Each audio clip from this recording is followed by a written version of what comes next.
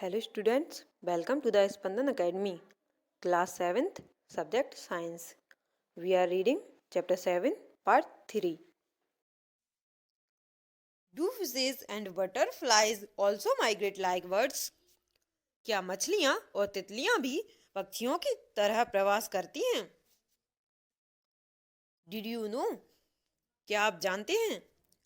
Some migratory birds travel as much as 15,000 kilometers to escape the extreme climatic conditions at home.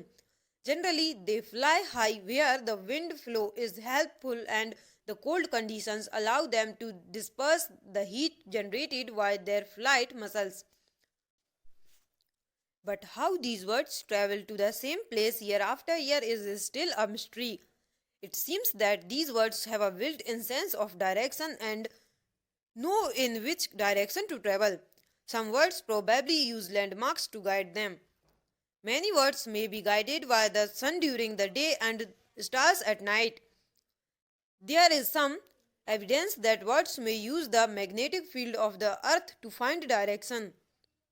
And it is not only birds that migrate.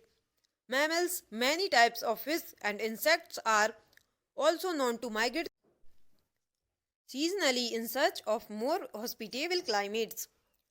कुछ प्रवासी पक्षी अपने आवास की चरम जलवायु परिस्थितियों से बचने के लिए 15,000 किलोमीटर तक की यात्रा करते हैं।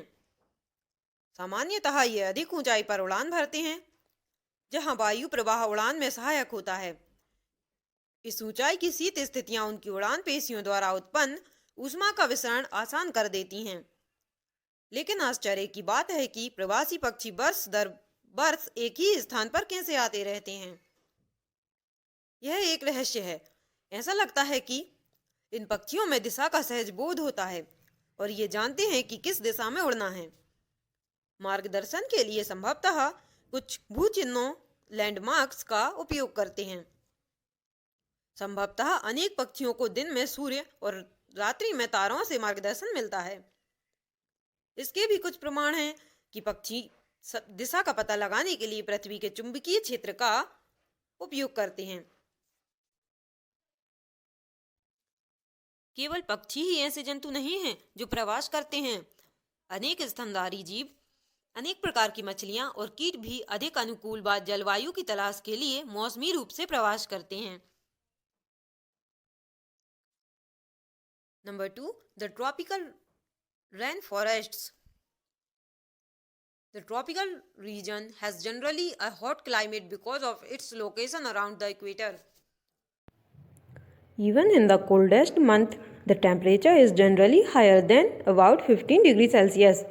During hot summers, the temperature may cross 40 degrees Celsius. Days and nights are almost equal in length throughout the year. These regions get plenty of rainfall. An important feature of this region is the tropical rainforests. Tropical rainforests are found in Western Ghats and Assam in India, Southeast Asia, Central Asia, and Central Africa. Because of continuous warmth and rain, this region supports wide variety of plants and animals. The major types of animals living in the rainforests are monkeys, apes, gorillas, tigers, elephants, leopards, lizards, snakes, birds and insects. उष्णकटिबंधीय क्षेत्रों की जलवायु सामान्यतः गर्म होती है क्योंकि ये क्षेत्र भूमध्य रेखा के आसपास स्थित होते हैं। सबसे सर्द महीनों में भी तापमान सामान्यतः 15 डिग्री सेल्सियस से अधिक रहता है। गर्मियों में तापमान 40 डिग्री सेल्सियस से अधिक हो जाता है। वर्ष भर दिन और रात की लंबाई लगभग बराबर होती है। इन क्षेत्रों में प्रचुर मात्रा में वर्षा होती है। इस क्षेत्र की एक प्रमुख विशेषता उष्णकटिबंधीय वर्षा वन है। उष्णकटिबंधीय वर्षा वन भारत में पश्चिमी घाटों और असम में पाए जाते हैं। इसके अतिरिक्त ऐसे वन दक्षिण पूर्व एशिया, मध्य अमेरिका और मध्य अफ्रीका में भी पाए जाते हैं। सतत गर्मी और वर्षा के कारण इस क्षेत्र में विभिन्न प्रकार के पौधे और जंतु भी पाए जाते हैं। वर्षा वनों में पाए जाने वाले प्रमुख प्रकार के जंतुओं में बंदर, कपी, गोरिल्ला, शेर, चीता, हाथी, तेंदुआ, छिपकली, सर्प, पक्षी और कीट हैं। Let us read about the adaptations of these animals to a hot, humid climate. आइए अब हम गर्म आर्द्र जलवायु के लिए इन जंतुओं के अनुकूलनों के बारे में अध्ययन करें। The climatic conditions in rainforests are highly suitable for supporting an enormous number and a variety of animals. वर्षा वनों में जलवायु परिस्थितियां अनेक किस्मों के जंतुओं की विशाल जनसंख्या के जीवन यापन के लिए अत्यधिक उपयुक्त हैं। Since the numbers are large, there is intense competition for food and shelter. Many animals are adapted to living on the trees. Red-eyed frog has developed sticky pads on its feet to help it climb trees on which it lives.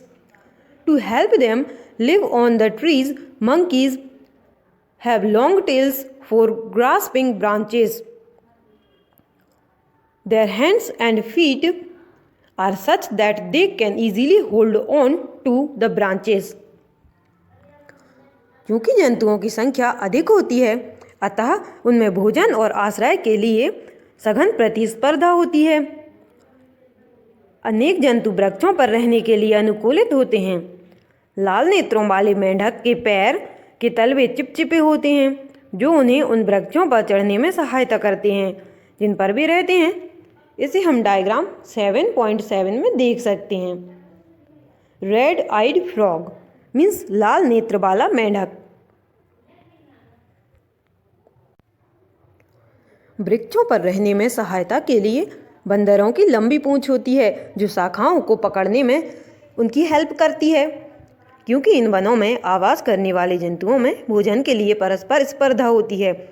कुछ जंतु ऐसे होते हैं जो भोजन को प्राप्त करने के लिए अनुकूलित होते हैं, जहां अन्य जंतु आसानी से नहीं पहुंच सकते।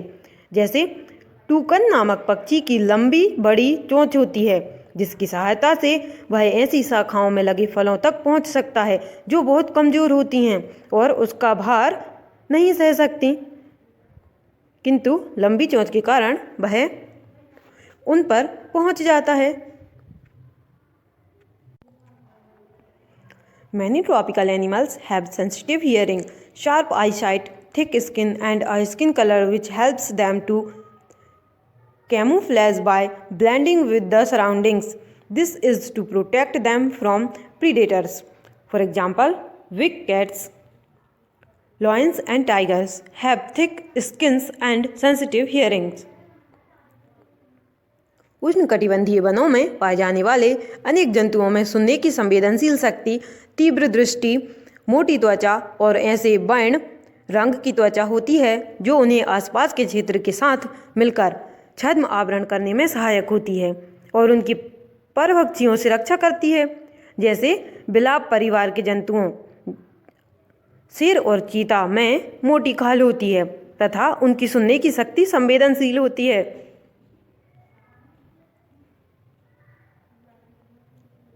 The lion-tailed macaque, also called beard ape, lives in the rainforests of Western Ghats. Its most outstanding feature is the silver-white mane, which surrounds the head from the cheeks down to its chin. It is a good climber and spends a major part of its life on the tree.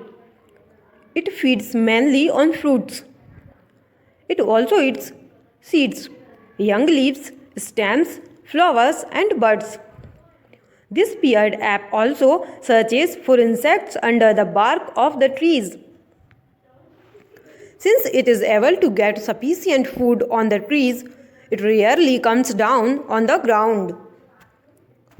Lion-tailed langur, जिसे दाढ़ी वाला app भी कहते हैं, पश्चिमी घाट के वर्षा वनों में पाया जाता है। इसे हम डायग्राम 7.10 में देख सकते हैं। इसकी क्या विशेषता होती है? देखिए, इसकी सबसे प्रमुख विशेषता इसकी चांदी जैसी सफ़ेद अयाल है, जो सिर के चारों ओर गालों और चिबुक ठोड़ी तक रहती है। यह वृक्षों पर आसानी से चढ़ जाता है और अपने जीवन का अधिकांश समय वृक्षों पर ही व्यतीत करता है। यह मुख्यतः फल खाता है, बीज, कोमल पत्तियां, तने, पुष्प और कलियां खाता है। लॉयन टेल्ड लंगूर वृक्षों की छाल में वास करने वाले कीटों की तलाश में रहता है। क्योंकि ये लंगूर वृक्षों पर पर्याप्त भोजन जुटा पाने में समर्थ होते हैं, अतः वे भूमि पर कभी कभी ही आते हैं। Another well-known animal of Indian tropical rainforests is the elephant. It has adapted to the conditions of rainforests in many remarkable ways. Look at its trunk. It uses it as a nose because of which it has a strong sense of smell. The trunk is also used by it for picking up food. Moreover, its tusks are modified teeth. These can tear the bark of trees that elephant loves to eat. So the elephant is able to handle the competition for food rather well. Large ears of the elephant help it to hear even very soft sounds. They also help the elephant to keep cool in the hot and humid climate of the rainforest. भारतीय उष्णकटिबंधीय वर्षा one का एक अन्य परिचित जंतु हाथी है, जिसे हम डायग्राम 7.11 में देख सकते हैं। एन इंडियन एलिफेंट मीन्स भारतीय हाथी।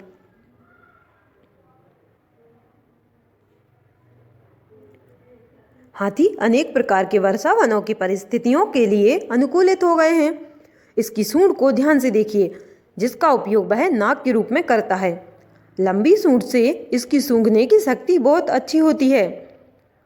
हाथी द्वारा सूंड का उपयोग भोजन को उठाने के लिए भी किया जाता है। यद्यपि इसके बाह्य दांत, जिन्हें रद कहते हैं, वास्तव में रूपांतरित दंत होते हैं। इन दांतों से हाथी अपनी पसंद के वृक्षों की छाल को आसानी से छील सकते हैं। अतः भोजन के लिए स्पर्धा के बावजूद हाथी आसानी से अपना भोजन जुटाने में समर्थ होता है। हाथी के लंबे बड़े कान बहुत हल्की ध्वनि को भी सुनने में सहायक होते हैं। वर्षा वनों की गर्म और आर्द्र जलवायु में हाथी को ठंडा रखने में भी उसके कान सहायक होते हैं। In this way this chapter is completed. Thank you.